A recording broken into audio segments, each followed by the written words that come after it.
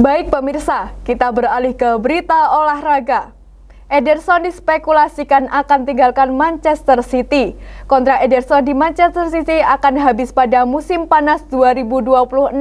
Sejauh ini, pembicaraan soal perpanjangan kontraknya masih mandek.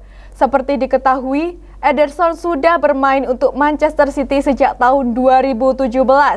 Kiper asal Brasil itu kemas 372 penampilan, serta mengoleksi 15 title juara. Manchester City mengaku tidak akan menahan Ederson jika mau pergi. Manajer Pep Guardiola pun berikan lampu hijau andai kiper berusia 31 tahun itu mau mencari tantangan baru.